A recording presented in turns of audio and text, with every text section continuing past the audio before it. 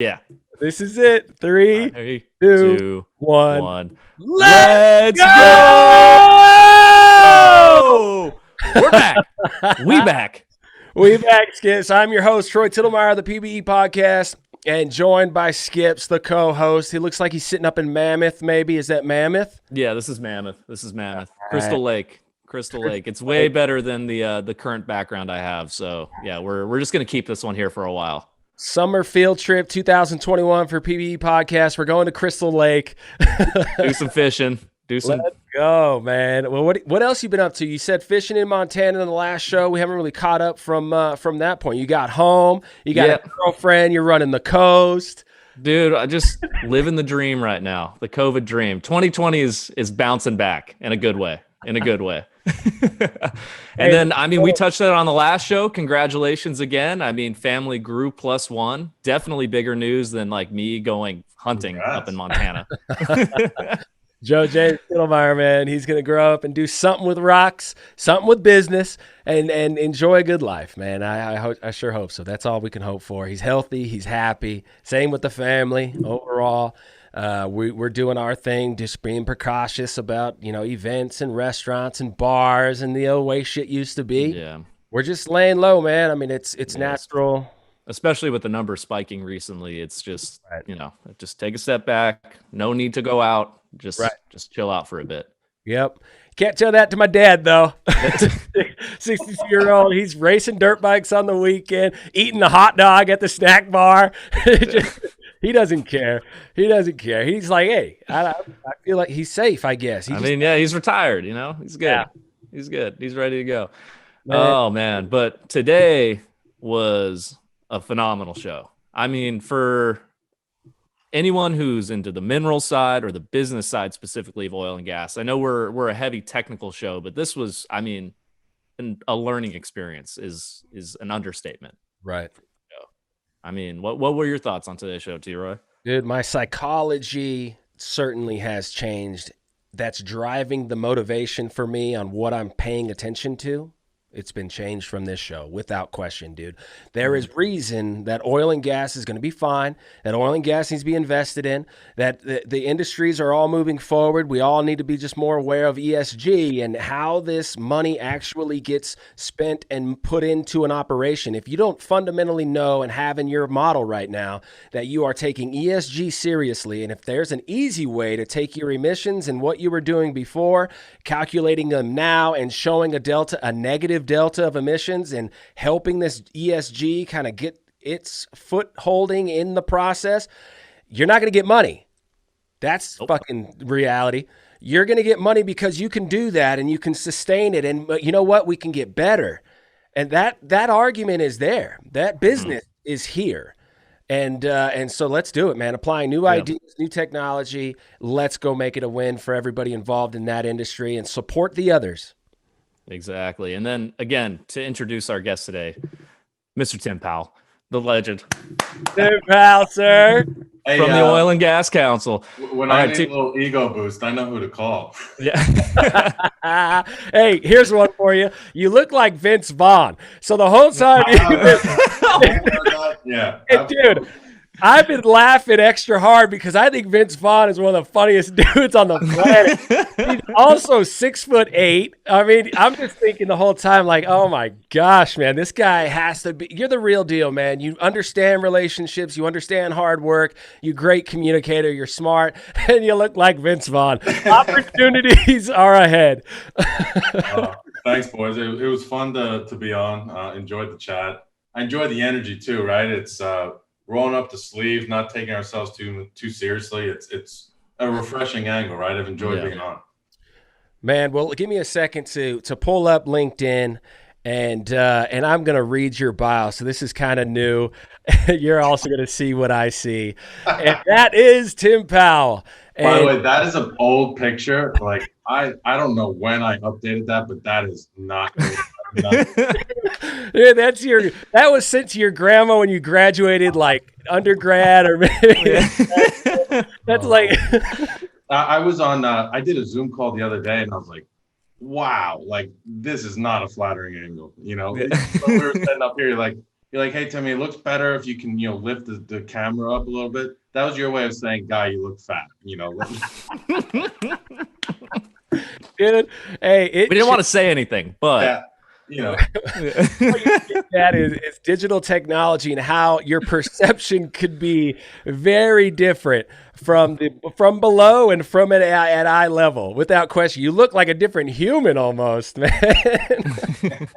But you are the SVP of Americas at Oil and Gas Council and host of the Minerals and Royalty podcast. And what is clearly dropping out in the beginning of this show is your incredible perspective because of the work and because of the natural, which I love the most, your natural affinity for those situations and those contacts that you really have been living a dream and thinking about all of this stuff and putting it in perspective and making successful strategies on the business side. The conception part of the show was motivational for me, man. And so let's scroll down for a second because that's who you are. You got 9,800 followers. Here we go. Business development executive working in the upstream oil and gas finance sectors with a regional focus on the Americas, Canada, U.S., Mexico, and South America. Personal strengths include networking, new business development, upstream E&P, finance, and strategy planning. Values face-to-face interaction. You value face-to-face interaction with clients and long-term relationship building. I couldn't have written that better myself. Who did that? Who's the mark? Who did that? I need to find them. Whoever did that. Dude. I don't know. It's it's been fun. I told you I've been with Oil Council for almost 7 years, and now I'm a podcaster. Who the hell would have thought that in the beginning of the year? But it's been a blast. That's why I'm here and meeting fun new people and smart people, and it's something around just being on the record and chopping it up is an intriguing thing for me. It intimidates some people, but I just love it, right? And in podcasting, you get going and you forget you're on a podcast. It's just like, it's just like a normal conversation. People get comfortable and it's a lot of fun. I'm enjoying it. So it's like we're sitting in the backyard having a couple beers. That's all it is.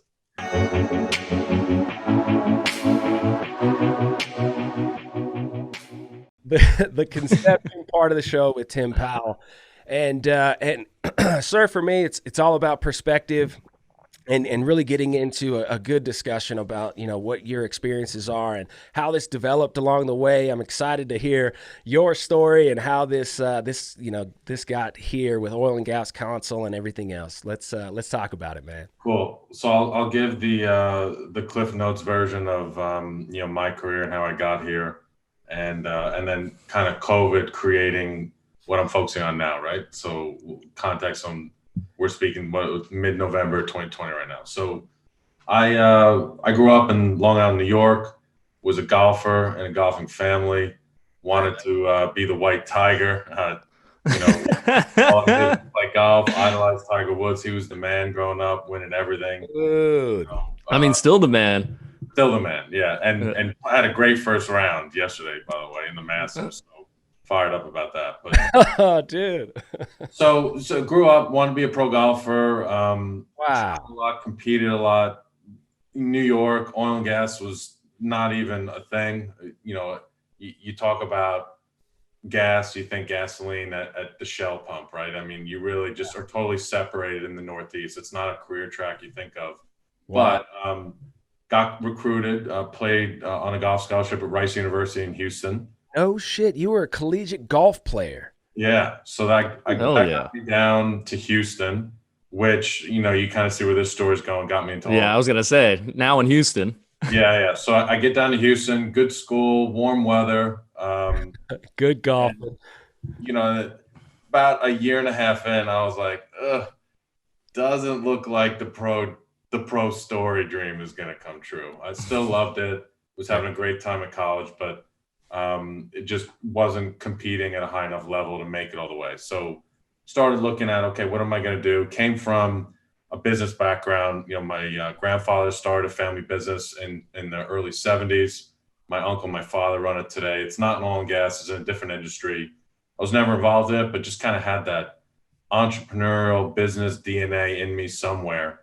So I was an econ major at Rice, which there's no business major, there's no finance major. Econ's kind of a catch-all for if you want to be a banker, if you want to be a PE guy, if you want to go into consulting, you want to go into business. It's kind of what you do, right?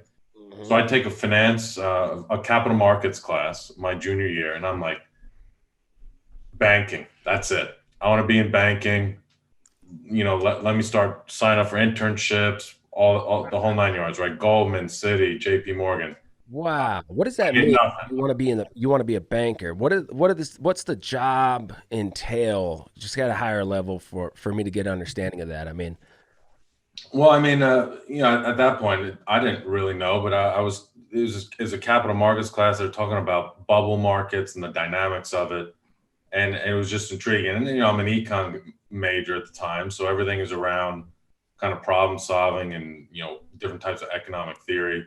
And so it was just a real life application of all that, not the academia application. Mm-hmm. So I was intrigued. So I said, okay, let me get an internship. Let me get in a bank and cut my teeth. And I couldn't even get an interview. It was a bummer. I mean, I really couldn't get anywhere just to even sit down. I like to think of myself as a people person, somewhat charismatic, right? I can get along with folks. I'm like, man, if I can just get a freaking shot, I can work harder than anyone, and I couldn't get that at bat. So, wow. At Rice, Bobby Tudor, who's the chairman of Tudor Pickering Holt, he played basketball there. And when I was at school, he and his wife donated a bunch of money and built Tudor Fieldhouse, which is the athletic facility, the basketball court. So he cut the ribbon when I was a sophomore. So the Tudor name was big, especially for student athletes. And so we had a student athlete career day. And, everyone's online to meet Bobby Tudor, of course, right? And I got up to him. I said, sir, I'm not here to beg for a job, but I want to get into banking, and I can't even get in the door. What do? I was like, my GPA is right in the cut line. So some of the banks, I don't even qualify, but I'm a hard worker. What do I do, sir? And he's like, screw banks like mine. He goes, don't go big bracket, go boutique. He was like, knock on doors, work for free. He's like, we're in Houston, man. He goes, there's banks. He goes, somebody's going to want a hardworking kid from Rice that's willing to work for free, and you're not going to know anything, and you'll cut your teeth. I'm like, all right, I'm fired up, right? I'm like, I got a plan. So I go back to my class. I Google investment bank Houston, and I remember the first firm that popped up, CFAW Houston. It's a little boutique merchant bank. Email the guys. They responded 3 minutes. Tim, great timing. Our analyst is leaving next week. Why don't you come in? What? Didn't message anyone else. Came in. First try. Yeah, first try. Sat down with the senior banker, Larry Rogers. And I was like, sir, I'll work for free. And I want an opportunity. He goes, Tim. He goes, don't tell people you work for free. They'll take advantage of you. He's like, I'll give you some money. Hey, don't do anything for free. Yeah. Fact, man. You're good at it. You don't do anything for free if you're good at it. That's just absolute fact. Yeah. No. So listen, they always, I've always had people looking out for me, right? Right place, right time. You work hard, you put out good intentions, and people get your back, not taking advantage of you, I think. And making connections. That stuff, but your ability, you're a people person. Of course you are.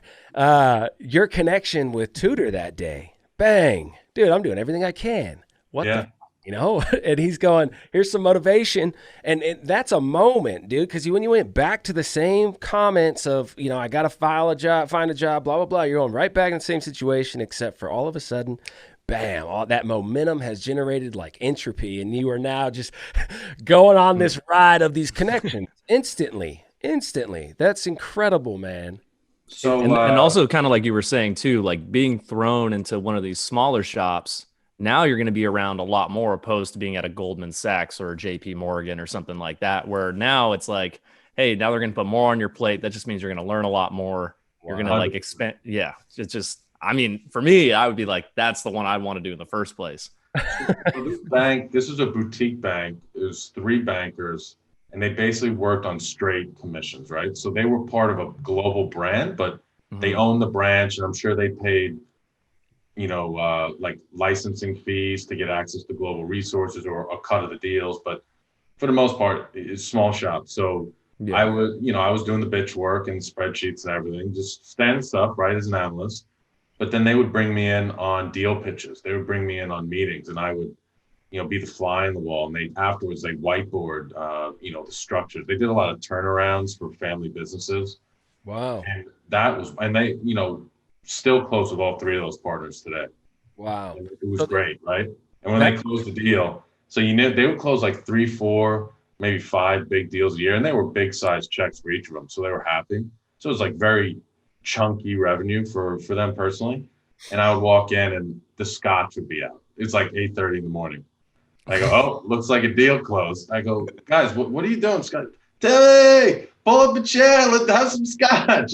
We closed a deal today, baby. Life is good. So, it was probably a better education because they kind of took me under their wing, but I got to see a lot more. Whereas I would have learned different things and exposed to a lot other things out of Goldman or Citi or JP Morgan or whatever. But kind of where I've gone down this path of being with small businesses and kind of entrepreneurial environments, that was a way better fit for me, right? So a couple of moments, and we'll jump into where I'm at today. So I sit down with 2 of the partners. One guy, Larry Rogers, he's the gray-haired guy of the group. And he's like the grandfatherly, like mentor type, persona. New York banker, he's got the ties, clean cut.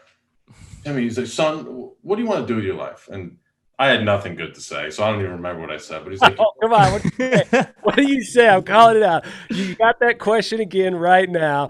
Let's hear your answer today. Man, I got hindsight bias, so it's not even relevant, right? But here's what he said. He goes, Timmy, if I could do it all over again, he goes, I'd travel the world. He goes, finance is global. He goes, I'd live in Singapore. I'd live in London. And I was like, ooh, shit, London, that's cool. And I had never, I went to Italy once with my sister. She studied abroad, so we had a family vacation there. We visited her in college. But outside that, I traveled a bunch, but it was like going to Georgia, going to Florida, going to Connecticut, playing golf tournaments, right? Yeah. But this international thing was like intriguing. And I walked out of that room. I'd never thought about London before, but shit, I thought about London every single second of the day. From that point on, I talked to every London alum at Rice, every London alum that was in banking, nonetheless. I said, what did you do? Right. And so I was just like, I'm going to get there. I'm going to figure out who else has gotten there, and I'm going to replicate what they've done.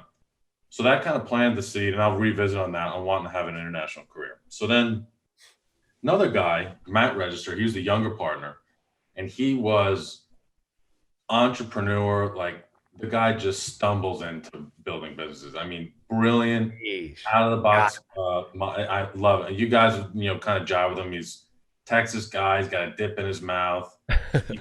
Wears jeans, and it's like, Matt, why are you wearing a suit today? He goes, because I don't want to wear a fucking suit, right? It's like, I'm a big boy, but he was good. He was a great banker, and he was smart, and he put stuff together, right? So he sits me down and goes, Timmy, what do you want to do with all this? Where are you going?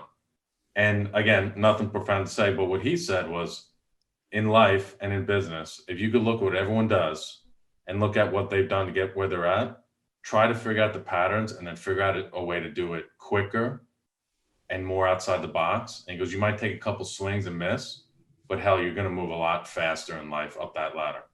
And I walked out of that and I was like, I like that. Yeah, that's evolution, man. That's generation after generation getting faster, smarter, and quicker and stronger. And I mean, that's it. That's just evolution, man. Yeah. That's kind of in my DNA, that loving to do it differently. If I can do it the proven way and blend in with the crowd, or I can spend twice the hours and do it a different way and own it, I'll do it twice the hours and own it. That gets me juice in the morning. So that was kind of 2 moments from that. And then, so you fast forward, it's like, okay, I'm going to go back. And now I've got a year of being an analyst. I'm going to go back to Goldman. I'm going to work for two years, bust my ass in New York. And then I'm going to raise my hand and say, I want to transfer to London. Well, shit, I couldn't get an interview again. Oh, no. There's something wrong with your name, man. Oh, man. So, now it's like, a month before I graduate, and I got to get a job. I got to pay for rent and Shit. right. So, buddy of mine he's the lead developer at a oil and gas company called PLS. They did services. They did. Oh, dude, hell yeah. Oh yeah. Oh yeah. And I'm like, he's like, hey, I can get you a job. He's like, the owner's a sales guy, and he's like, he'll be all over you. Like in a second, he'll hire you. And he owns the company, and it's not all this HR bullshit and like 9 rounds of interviewing. I was like, okay, great. So I come in, guy hires me, but he's a US only company. And at this time, I am really, really keen on London. Like I'm like really keen. Yeah. And I go in, I'm like, man, I need a job. I need experience. I don't know anything about oil and gas. So that was just I need a job, and it happened to be an oil and gas company, right? Yeah. Nothing more sophisticated than that. About 3 weeks go by. The guy forms a JV with a partner in India for a tech business. And the guy spends all of my first month in London. Dude. So I hear London, and I'm like, this is your calling. Yeah, I pop my head in the office. I'm like, Ronnie, I don't know if you remember me. You just hired me, but what's this thing about London? I just heard something. I got a partner, and we're launching this business that's global, and he's spending the month of May, and this is end of April, by the way, end of April 2011. He's spending the month of May in London, and we're trying to figure out. No one knows us over there. We don't really have any contacts. I was like, well, how'd you get in meetings? It's like, well, we're figuring it out. And I was like, well, I'll set up meetings for him. I don't know why I said that, but he's like, you will? And I was like, yeah. And he's like, well, London's 6 hours ahead. And in my mind, I'm like, it is? But I was like, yeah, I know. And he's like, you're going to have to come in like really early. Because I hired you for another job. And I was like, yeah, whatever it takes. 3, 4 in the morning, I'm in. And he's like, all right. And this is before like global cell phone plans where it's like really easy to just call from anywhere. I had to be in the office using that phone, right? Otherwise the phone bill would have been like $1,000. So I get in, fast forward, I'm cold calling. I don't know who I'm calling. I don't know any of the companies. I don't know the industry. Set up the guy 50 meetings in May. The owner of this company, PLS, Ronnie Wise, is ecstatic. And I'm thinking, and I'm having fun. These women with British accents at the time, right? Personally for me, I was either going to marry a Latin woman or a British woman. That was really weird. That was the fork in the road. And at that time, talking to those British secretaries, I was like, this I'm is in. Like, I haven't even seen you, but I know. Yeah. You just met. I love you. On a side tangent, my wife's Mexican, so I ended up going down that road, and that's been a win. But anyways, yeah. So I'm going in. I'm having a blast. I'm just having a blast, right? I'm 22 and talking to these people in London. I'm kind of connecting the dots to the dream. Not really. I'm just on the phone, but having a blast, right? And I'm thinking, man, if I put in this amount of hard work, maybe, just maybe in 2-3 years, he'll send me over to London. This is what I'm thinking. June 2nd, he calls me in his office, Ronnie Wise does, and he goes, Timmy, you're going to London tomorrow. I go, what do you mean I'm going? He goes, there's a conference, this company called Oil Council. He goes, I'm a founding sponsor. They're really, really good. And I want you to go, right? So I'm like, holy shit, like this is unbelievable. So now I'm on the plane. I'm literally studying maps of Africa and Europe because I don't know all the countries. Like a complete pack, right? I'm studying websites. I'm studying the conference agenda. Just a quick study because I'm like, I'm going to go in this room. So Oil Council is the company I work for today. Yeah. C-suite executives, everybody. So I'm like, I got height. I'm 6'8". I got a baby. Damn. I'm 22 years old. Everyone's going to look at me like, what the hell are you doing here? The basketball convention, or is this the... So I'm a quick study. I'm trying to read up on everyone I can. And I did a lot of listening early on, but this actually developed my style of doing business, of really being knowledgeable. Wow. So I would listen and then I would hear something like, oh, I read that. And I'd be like, yeah, I read about that last week. And I just met John over here who did your banking. He said it was a great deal. And I like earned credibility through appearing to be knowledgeable about what was going on. Not appearing, you did it. You had No, and you got a little bit of fake it till you make it in the beginning, but then after 5 conversations, you use what you learned in the 5 conversations for the next 5 and the next 5.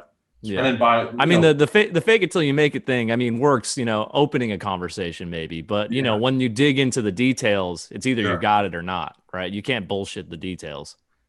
100%. So that, out of necessity, that became my style. And at the time I was selling software. I didn't need to know all this stuff. I would talk about their financials and their operational plans. It's just, I would build a rapport and connect with them through that style. So that was just a blast. So now I'm in London. It's the first time, June 2011.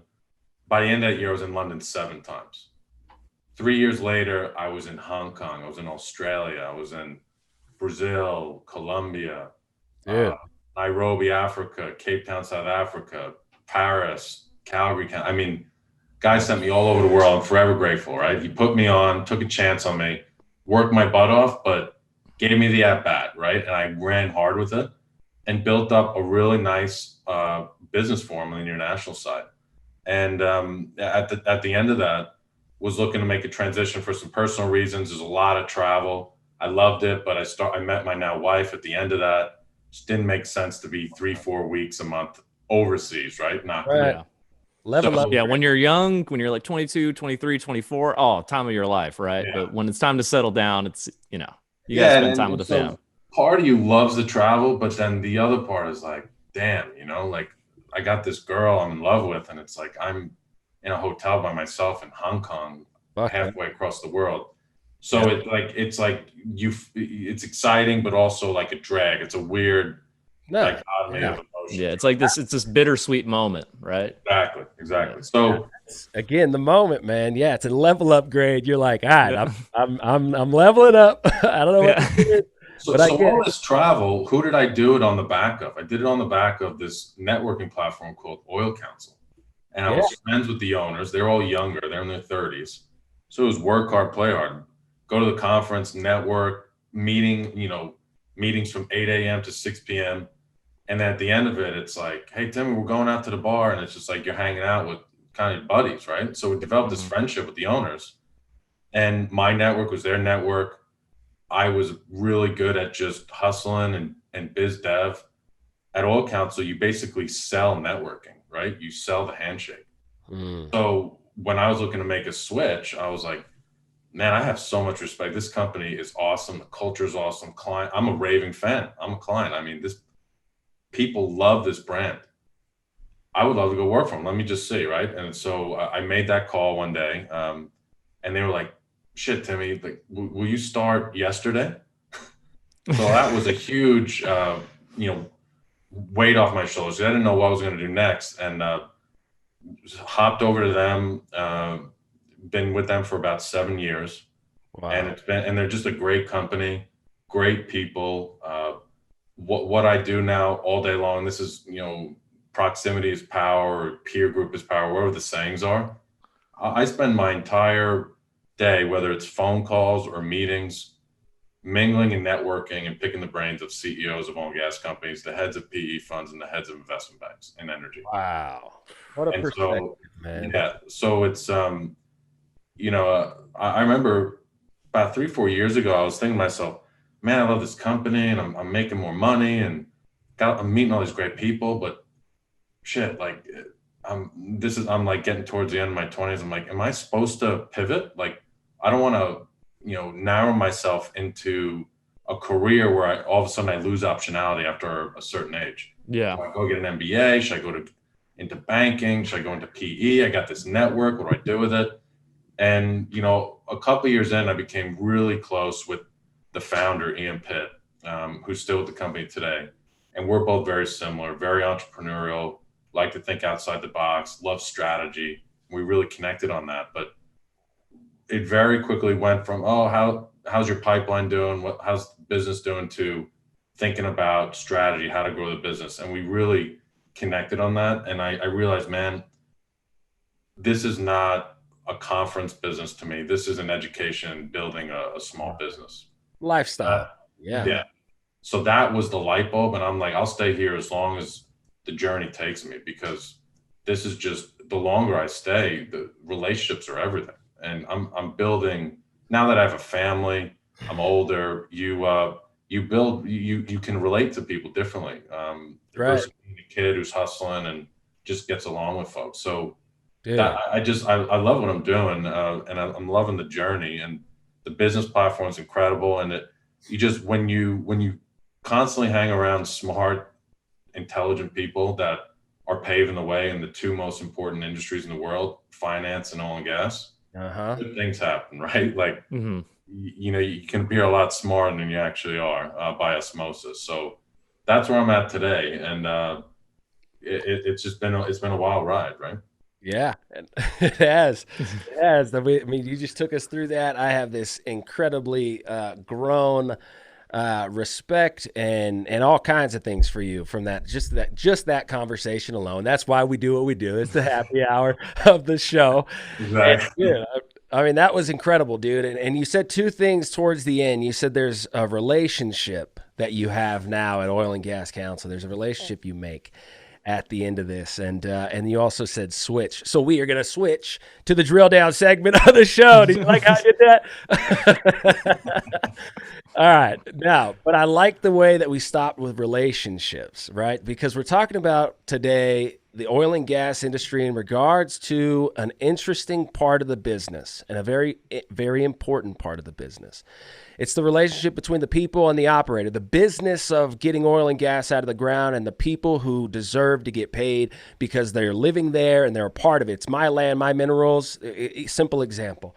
So you have this relationship that has to be built, and it has to move quickly, and it has to be based. It has to fundamentally accept the fact that there is respect here. There is, a serious adventure going on here, and we're on the same road, and we're trying to build it. And what I got from your story, which is so fascinating to me, is that at a time right now when there's a lot of uncertainty, Oil and Gas Council has been strategizing how to develop this business with what I obviously see as very smart and driven and good guys and girls. So bang, you guys are now in the COVID situation. We, as an operator, or if I could speak on the side of operations, we're trying to continue to put good science and good money into the ground to sustain stable production and make more money than we spend.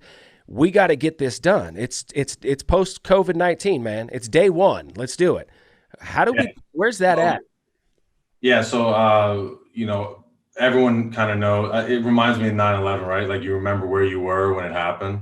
Like, I remember where I was when I realized, holy shit, like the world's going to stop for a while. And the oil price war happened simultaneously. Yeah. Now for us, we've gone through some downturns. The oil price crash in 14 to 16, our business grew. So I was always like, hard work, hustle. You always hear these things. Yeah, I go to a lot of business seminars for like personal development. It's like, who here is under the age of 30? And then, you raise your hand, and that means you haven't been through the financial crisis firsthand. Like, well, you don't know what it's like to be punched in the mouth yet. I'm like, yeah, I know, I hear it, these crashes, but how much worse can it get in oil and gas, right? We've had some pretty tough times the last decade. Well, when your business model's banned, when your P&L sits on live events, and that becomes banned, and then on top of that, the industry you're in is getting decimated from commodity price perspectives. Whoa, that was interesting. Now, the entrepreneurial side of me, although it was painful and there's some tough moments, it was like, okay, roll up the sleeves. What do we do now, right? What do we have that's an advantage and an asset? What do we have that can help people? And how do we add value? I always think the number one question is, how can you add value to clients? You guys, I don't know if you're familiar with them, but just jiving with you right now, I know you really love Gary Vaynerchuk's stuff. He's a big entrepreneur, marketing guy. He's got a big podcast, big personality. He has Gary V, right? Gary V, hell yeah. Gary V. So Gary V has this saying called 51-49. He's like, if you give 51% and expect 49% back in every interaction in business with employees, with clients, you always have leverage. You always give more than you expect in return is the punchline. Mm-hmm. And so that was always and our business culture is built around that. I have complete freedom to operate under that framework. So I'm sitting there right away and I'm like, what do we do to add value? We have this network that's, we're not just selling conferences. That was just how we monetize our efforts. We can connect people. So right off the bat, I said, I got to align myself with people who are well positioned to excel right now. Giving an example outside of oil and gas so everyone understands. Zoom, right? Yeah. Zoom was well positioned to crush it. COVID was probably the best thing that ever happened to that company from a business perspective. So in the context of oil and gas, which companies, tech companies, services companies, who is needed right now? Let me align myself with those folks, do rev share partnerships, and give them access and let them hit the gas pedal and go. And we can help them do that. So that was March. I remember I was in Austin hosting a dinner. Everything's starting to unravel. By Thursday, I was in Canada. Trump was shutting down flights from Europe. I was like, holy hell, I got to get back home. I don't want to get stuck in Canada. Wow. And then that next Friday, I'm thinking to myself, I'm thinking of this pivot, right? I'm not thinking, oh, how do we make conferences work? I'm just like, throw out the book. Yeah. What else can you do? So started fiddling with that stuff. And, in that brainstorm, what I really came, upon was, okay, what are the parts of our network where we can add the most value? So holistically, I know what to look for. Now, what are the little niches or pockets? And I overlook Latin America, I overlook Canada, and I overlook the US market for our business. Wow. All verticals, right? Renewables, upstream, midstream services. And as I went down the box, whether it's the dynamics of the market, restructuring, price pressures, debt, political challenges, there's a lot of areas that were gridlocked or the dust hadn't settled, and it didn't really make a whole lot of sense to just spin your tires. Yeah. But one space that made a lot of sense was minerals and royalties. And it was already a big focus of mine. Minerals and royalties, you have small companies, so you don't have the massive rounds of layoffs and the restructuring. They don't use debt. Wow. You have super majors that obviously can come in and pick things up if they need to based on whatever they want, right? Yeah. So there's money there that's probably going to get spent. I mean, and inherently minerals, right? They're property as well, right? And property has their ups and downs, but over the long term, it's always going to be trending up, right? You're always going to be adding value to that. Yeah, you're buying directly from individuals, and so that I'm not involved in that. I deal with the corporates and the investors that aggregate minerals. But what triggers an individual to let go of their minerals? A life event. What is a life event? Could be something positive like a wedding, or wanting to buy a second home on the beach or whatever. Or oftentimes it's financial stress. It's losing a job. It's a business going under. Bills. Well, COVID and the oil price war on top of each other was this double black swan event that no one's ever seen in minerals, that if you had money, potentially could be the best buying opportunity of your life. So I knew that fundamentally, and I said, well, shit, let me phone a couple dozen of these royalty CEOs that I know and just see where they're at, right? Wow. Are they going crazy and licking their chops? Are they, are their investors saying, whoa, the world, we don't know what the world looks like, stop? So I started speaking to folks, PE-backed folks, pubcos, pension-backed guys, family office guys, and the feedback was so different, and it was so different from what they were doing before. So there was a shift in thinking. There's also a lot of uncertainty in what everyone else was doing. Yeah. Wow. So I was a sounding board for folks in the absence of travel. Wow. So right away I saw, and I was like, this is it. This is what we're going to focus on 100%. Wow. And didn't really understand how are we going to make money off of it, but building up the goodwill and just building up the relationships and doing the right thing, we knew at least for 3-4 months would be a good bet long term. Wow. We started a minerals podcast, which really took off in the early goings, far more than we anticipated, I think, originally. So we started putting more attention to that. Nice. We started getting inbounds from that. Then we're like, what else can we do, right? Yeah.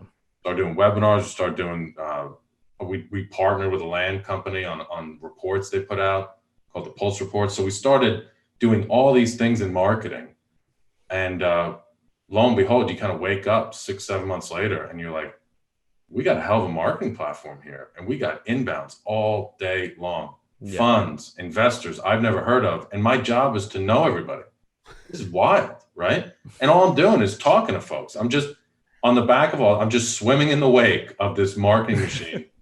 And I can see who's registering, who's signing up. Yeah. I'm like, man, I've never been able to talk to that guy. Let me call him. Or I've never heard of this family office. And then it became a real easy pitch. I would call him up and say, hey, Tim Pawul with the Oil and Gas Council. I've spoken with 300 mineral CEOs in the last 3 months. Would love to trade thoughts on the market. Wow. A lot of people were compelled to kind of hear what we were hearing and seeing. Yeah. And we made a lot of intros trying to help people. Hey, so-and-so is in between funds and they're looking for capital partners. You guys should chat. Or so-and-so's got extra deal flow. They want to, sell some of it down. Whatever it was, I was connecting the dots. And it's that all of a sudden now it's like, well, wait a second, we got this really narrow focus, which was just a spoke on the stool before. Now we really got something here, and we're, we know everyone. We're building these amazing relationships. What I love too, a lot of mineral CEOs are around my age, right? They're young guys. They're in their 30s, early 40s, and so we're all got little kids. I'm connecting in a personal way I never did before. Wow. And who knows, right? I mean, it's why I'm on this thing. I mean, I reached out to you, Troy, right? Collabing in the podcast world. It's just when you got attention, you're building relationships, and that snowball starts to roll down the hill. Right. And it's like, okay, the momentum's here. What can we do? Dude. Yeah. I was going to say, so not to backtrack a little bit, but you're talking about this shift, with all these land E&P companies, or, these companies that are going out just, acquiring minerals. So from my experience, and then experience with talking with family members who happen to own minerals in different counties. So for example, like Lee County, right? One of these, companies would send out a letter saying, hey, we'll pay you $5,000 per acre for your minerals. Sure. Meanwhile, someone who's, out of the industry would say, wow, like that's a ton of money. But then, you look at a permit map and it's like, oh, Exxon's actually going to be drilling a well on your land probably in the next 3 months. So, they're getting cut under the table. So how has that industry changed really, where you're right? So I don't think the whole landowners being unsophisticated and getting screwed, I don't think that happens that much. I think there's enough data out there. I think they're getting enough letters. They're getting market education on what their stuff's worth. Yeah. I think there's a worry they're getting screwed. And there's a lot of tech companies out there that are starting to bring free data to the table to give landowners the ability to assess. Oh yeah. What do I own? What is it worth? And there's data, kind of like if you're going to list your home, you go to realtor.com or any of these listing sites, you see comps in the area. Same types of stuff are starting to form in minerals. But yeah, well, I was going to say a lot of mineral owners in Texas too. I mean, in areas that we've worked, I mean, they'll have their own LLC, right? You'll lease the minerals not in their name. It's a second company, right? For tax purposes. So that's just goes to show how sophisticated it's become. But then, there are the people who, just don't know what they have. So listen, one guy put it best, a mineral CEO in Midland. He goes, Tim, listen, we always talk to folks and we try to be transparent. We say, hey, you want to make a slow dime or a quick nickel, right? And that's just a catchphrase that makes sense, right? It's like, yeah, what's your time value on money? And exactly. Do you want that house in Cabo, or do you want to make Daddy's Little Princess have an amazing wedding? Whatever it may be, whatever your driver is, or you got divorced and you got. I love these metaphors. They're so good. But I think kind of going back to COVID and the dynamics of shifting. So if you can imagine, you guys own minerals and you are in the core of Midland or Martin County or Eddy or Lee or whatever. And you're getting offers for 20, 30,000 an acre. Now, and you're getting it from 10, 12 groups, right? Yeah. You guys are phoning you all the time. That's in February. In April, you're getting offers for 10. So when I told you about this could be the best buying opportunity of a lifetime for minerals companies, the bid-ask spread was severe. And, for folks who have been in the industry a while, that they know it takes 6 months or so to let the market recalibrate. But it's still in March, people are like, oh my God, like maybe there's so much fear in the system that stuff is going to be let go. But in places like the Permian, where the prices were so high, the discounts, even if it was, the money is the same. Minerals buying in the Eagleford, in the Bakken, in the Haynesville, in the Permian, it's all the same money, right? It's all the same institutions looking for the same yield. So when we have to discount underwriting because of market scenarios and commodity price declines and uncertainties in the market, let's just call it 50% for simple math. When you cut 30,000 in half to 15, that's a 15 grand an acre drop. When you were getting 8 grand an acre in the Bakken and it goes down to 4, that's a 4 grand an acre drop. Just a pure monetary value there, I think has led the Permian to be more of gridlock because of bid-ask spreads. And mineral owners will tell you, mineral companies will tell you, man, we were our own worst enemy. We educated the market on what these prices were. Now we got to re-educate them on what the new prices are. And they're going to be uncomfortable conversations. Oh, yeah. But we can't afford to pay the same prices. The world's different. Right. So that was a shift for sure. Dude, and that's such a real example for me to to help explain the phenomenon, if you will, of a publicly trading company or people that are very public in what they are doing. When did all of a sudden, our empathy get to the level at which it has changed, and how money was made and how things were going has fundamentally changed?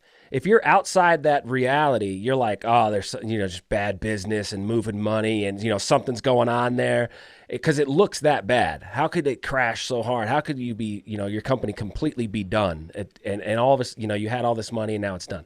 Well, that's the reality of it. Exactly what you're just saying. And you can pivot. And as a publicly trading company, you got to be vocal about that pivot, which is very difficult because it takes 6 months to a year for things to fucking settle. It is that simple. It's the reality of it. But instant gratification and everything else and what's going on, everyone's, settle down.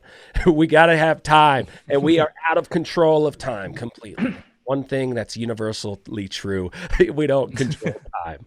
Yeah, it's there's a shift in Wall Street for sure, right? So money was absolutely incinerated the last 5 years in the Permian. It's not my words, that's the words of the experts in the industry. We have an investor podcast that my colleague Ben West runs. And basically they were, companies have been investing over 100% of their free cash flow and making returns less than their pref rate or their cost of capital. Give me an actual dollar example of that real quick. No, it depends on the scale of the dollars, but if you're making $1 million in free cash flow, which if you're running a private business, operating cash is the name of the game. Profits and top line revenue and all it's just numbers on paper, but what cash do you have in the bank to pay out and payroll and distributions, everything that's the key. When that operating cash, which is revenue minus your expenses, when you're reinvesting over 100% of that, so now you're talking about using leverage and debt. So now you're kind of going in hot to drill more wells to keep ahead of your decline curves. And you can say, oh, okay, well, growth. The returns are there. But then your cost of capital is 8% and you're getting 6%. So you're overspending money you don't have and you're getting returns that are less than your cost of capital. And it's just been right. You don't get the return. And listen, I'm not being overly critical of the E&P companies and the clients we work with out there, but this is just what investors are saying. No. So after a while, all of a sudden the music stops, the Permian, the land grab is over, and Wall Street goes, whoa, wait a second. We're we're not making any money here. Let's stop grabbing stuff. Let's start drilling and seeing how good this stuff is. Let's start making cash flow and start giving distributions to our investors, shareholders if you're public. And that, that's where the music has stopped a little bit and companies have gotten in trouble. And so they're over levered. And now the capital stops flowing in. The bank debt lines shrink a little bit. You can't keep drilling the wells. You can't keep, you can't keep it up, right? And all of a sudden, the bottom falls out, and then on top, and then COVID happens, right? And then the oil price war happens, and then it's like you're kind of on thin ice, and all of a sudden, someone drops a rock in the middle of the pond you're standing on, and so that's really what happened in the industry, right? So it's challenged, and so you need just a fundamental difference in the operating models and everything to get capital back. You need companies to go back to old school, produce out models, operating within cash flow. I think the unconventional boom, the shale revolution, it was like the double-edged sword. It was the best thing that ever happened and the worst thing, right? Because it opened up Pandora's box, and I think greed, and some people made a shit ton of money flipping stuff. Someone gets caught holding the bag. It's just like, that's right, bubble markets, right? You flip in 08, people were buying houses and flipping them. They make tons of money, and then somebody didn't flip it. Damn. So the ones in the house analogy that haven't been able to flip it are the ones with tier 2 and tier 3 assets. Yeah, no, it raises a very interesting thing, obviously, from our perspective. And the show we did last week, we come from the science side, and so we are hopeful in the technical abilities of what's going to happen and how to respond to the pressure you're talking about is incredible. And we will respond. It's just the history of the basin. You got 100 years of that model proven. Every time the Permian gets stressed, it comes through and prevails in a whole nother way. So with that being said, I feel like, and just to speculate on oil industry in general, as is it going to be good or bad in the next few years? I definitely have the idea that it's going to be good. I think there's going to be something that the demand is without question there. No matter how you want to shape up the renewables, they're not building these, they don't have the wind farm. What they're doing is using the resources from hydrocarbon to power the facilities that are making the parts and putting the windmills together. That's demand, and I'm rooting for them. Hey, this is good stuff. Let's figure it out. So the demand is there with that business. Money's moving on. The world keeps going on. And then I don't think the traffic has necessarily shut down too much. I mean, you need one or two pilots to take a huge plane of cargo materials somewhere. That's COVID restriction welcoming. That's fine. We don't need all the people. That's a hit. All the people, 150 people on a Airbus is going all over the place. That's a hit. But people are driving. People are spending money. Go to your local grocery stores and ask your gas station attendant how many times they see the same people all day long. Supposed to be working from home. They cruise in their pajamas, grabbing a Coke, go back. Oh, they cruise back. They grab a bag of potatoes. Oh, they cruise back. I mean, they're seeing them several times a day and just hang out for a while. It's true. People are ordering the food. The restaurants are adapting to that. And unfortunately, that is like a 70% hit probably on their profits to just make food and not make the environment. That's a huge hit. We're adapting. I see the demand and I see prices being manageable for people to make some serious money in the future. So here's what I think. I think that the whole arguing against renewables and everything, that's like arguing against your wife on something logical, and it's really an emotional context, and you're never going to win that, right? You're never going to win it. I think what you do is you have to align yourself. A client of mine said it best. He said, "There's ways you can make ESG a tailwind, not a headwind." And how do you? Where am I going with that? So, for starters, you need to, as an oil and gas company, lower your carbon footprint. And as we get more transparent on benchmarking data, water usage, not using fresh water, not flaring, not venting methane, using environmentally friendly chemicals, doing stuff like instead of using diesel generators, invest in a self-consumption solar farm that powers your operations in the Delaware. And now, you know, you do all these things and you create a company. And if you're in the tertiary EOR field, as an E&P company, CO2 injection, now you have a negative carbon footprint. There's all sorts of things you can do like that you can now go and say, we're a green operator.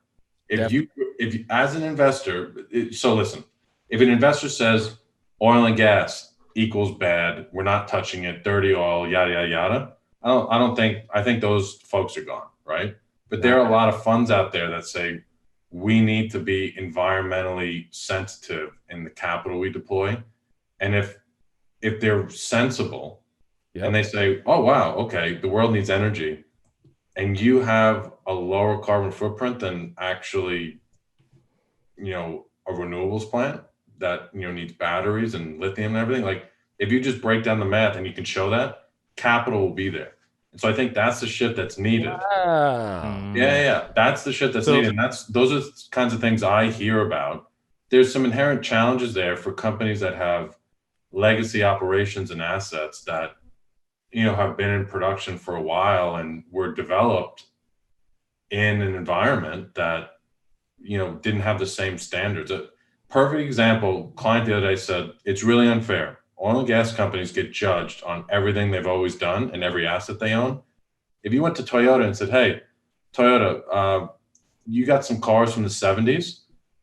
I need you to retrofit them to have the same emission standards as today. Oh, by the way, do it and make money. It's not fair, right?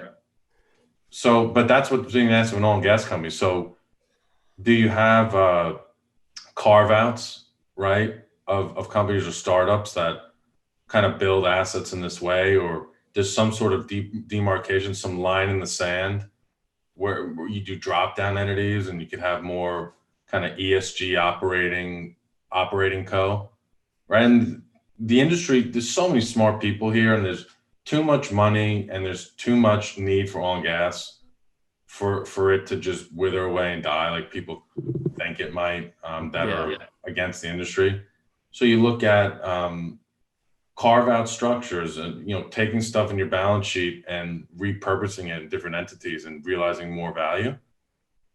You know, royalties is an example of that. E&Ps have spun royalties out.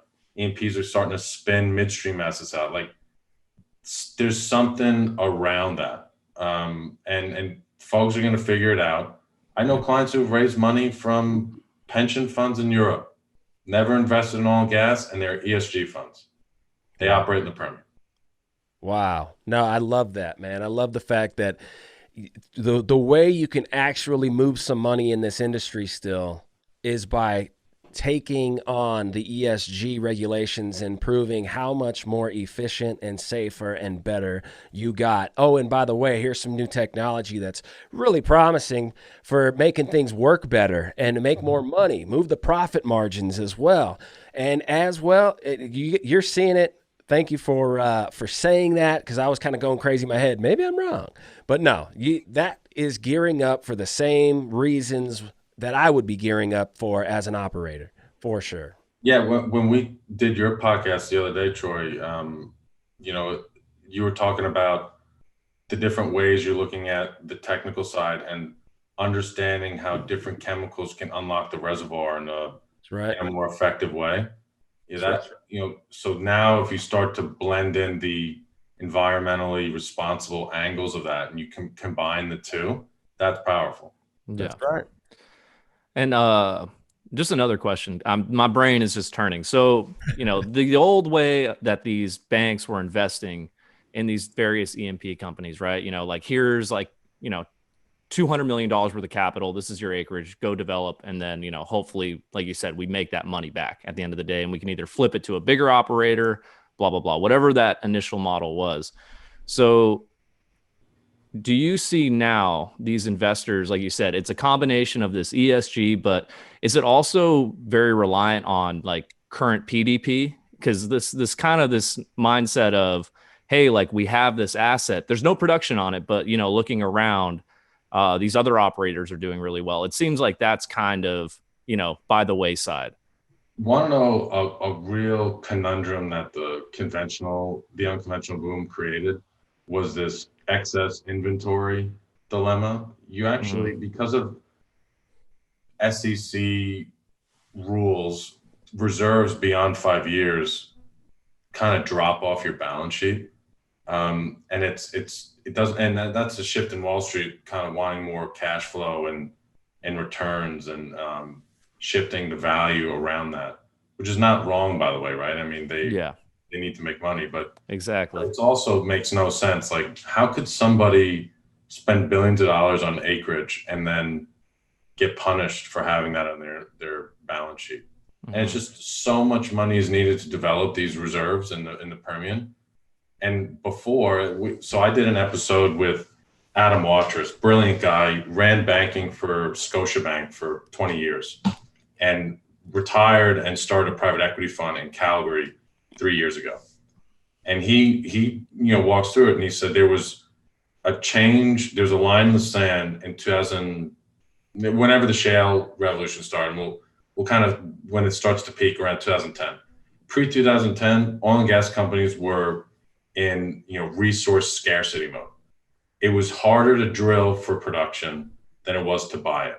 So companies would grow through M&A, right? Now it's easier to drill it than to buy it because people already have too much stuff.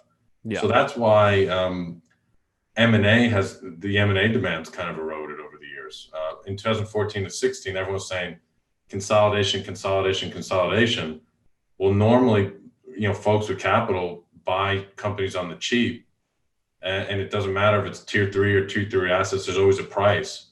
And what Adam described is companies have 20 plus years of drilling inventory. They don't need more inventory. They just need tier 1 stuff. So now they're going to cherry pick, and as a result, you only see a few M&A transactions during these downturns. It's structural change in the dynamics of the space, which is really interesting. Right now, on the back of that comment, we've seen a bunch of consolidation recently. And I just think that's, there's no new things, right? It's just history repeating itself probably. And I wasn't around this time, but late 90s, early 2000s, when the super majors and the majors were developed, that was a time where it was low oil prices.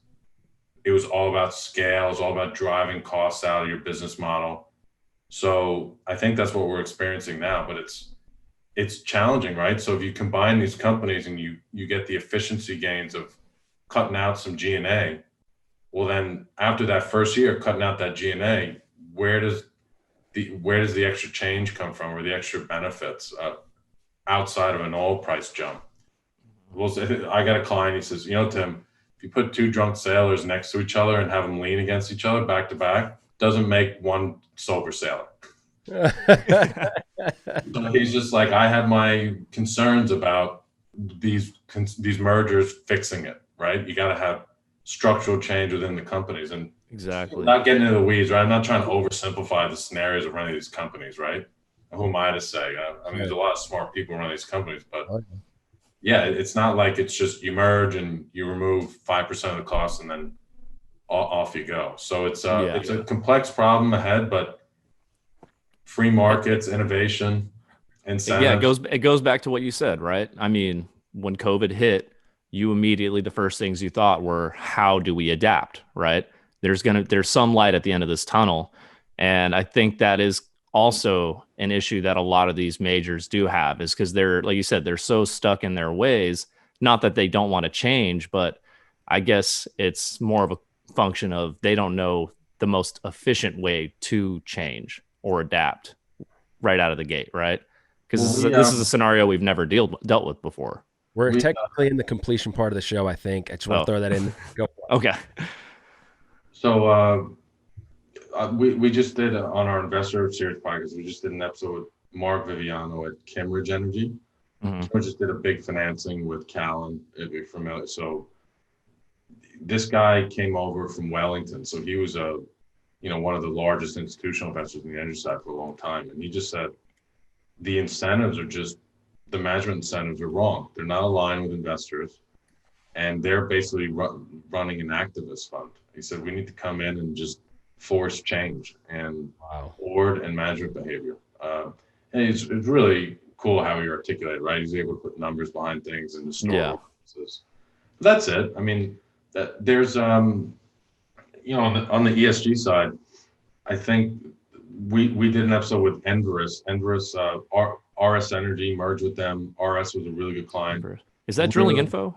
Yeah. Yeah, Drilling Info is underneath the Enverus brand. Okay. Really, really smart folks coming from the RS side. Oh yeah. And they have a specialist looking at ESG and digging in all the data and reverse engineering the benchmarks that investors need to follow to pick the winners from the losers from an ESG perspective. Really cool. They're basically trying to create the benchmarks because there aren't any. And he was, you know, he was just talking about all the different things that companies could do. You know, older equipment leaks more, and you know, different types of tanks and all this stuff. But he gave a case study. I want to say it was Shell. Don't quote me on that. There's a company in the Permian that gave management incentives to increase emissions X%, and they found a way to increase or decrease ESG footprint or carbon footprint by like 70% in their Permian operations for like literally like $1 million. Like it was so cheap.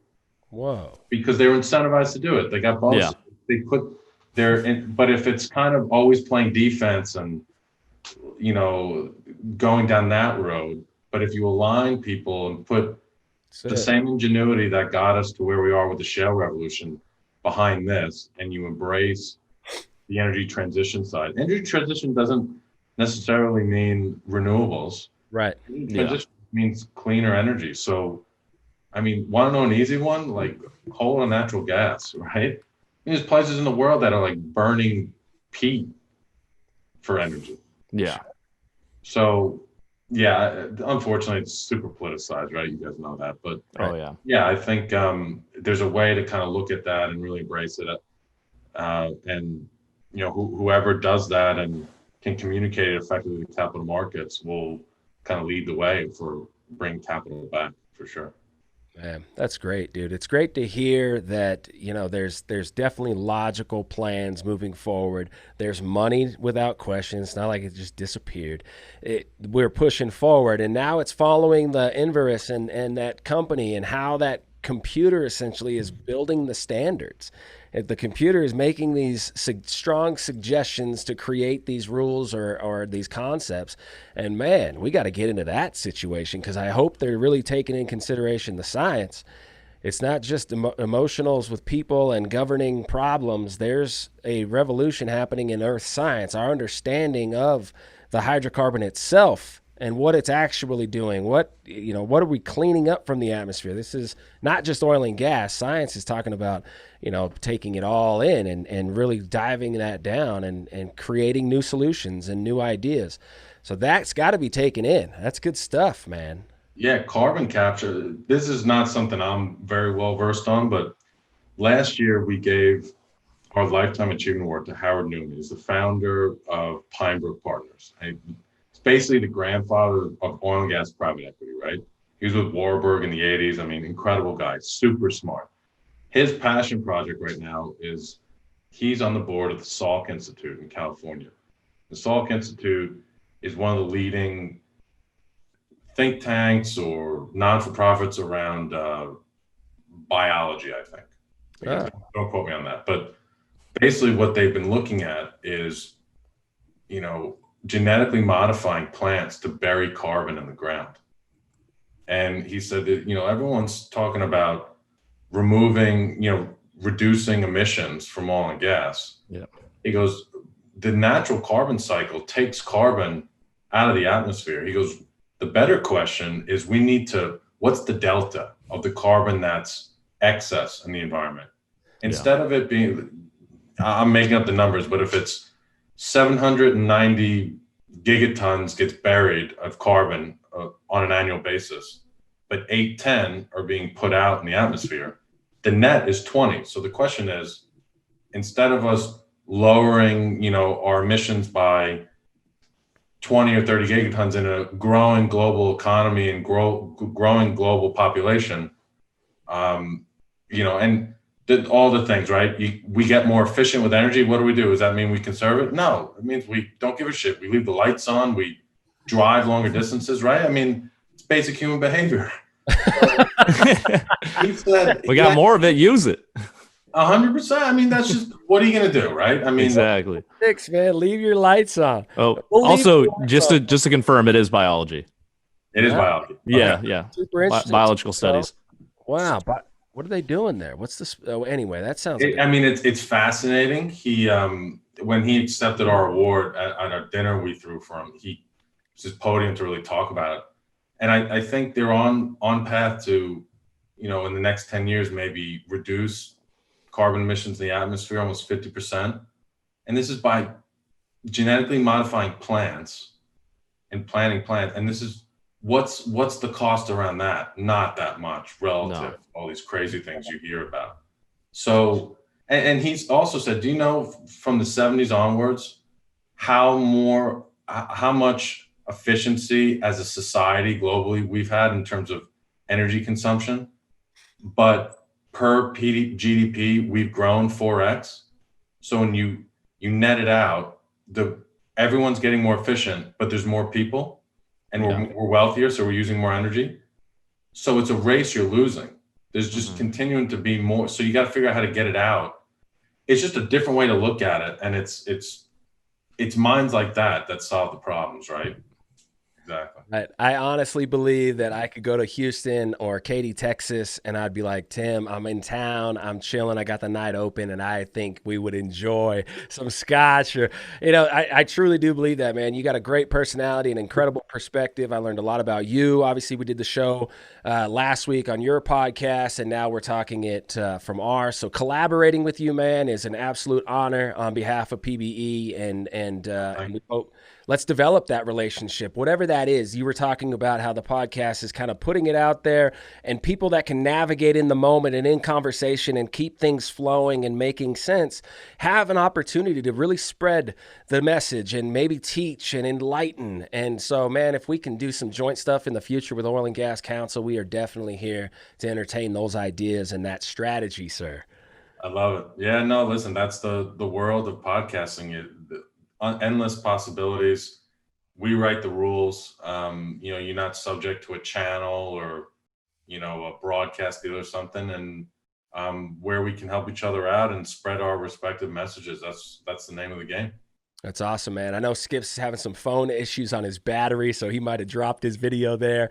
But I think we made it. We certainly did, in my opinion, man. I enjoyed this conversation more than you know, and I'll definitely be reaching out. No, for sure. And like you said, if you come into Katy, we'll definitely go out. Like my buddy in college used to say the next morning, thanks for the non-memories. I can say I enjoyed this hangover with you, man. All right. Well, Matt, Troy, pleasure, boys. Thanks again for having me on.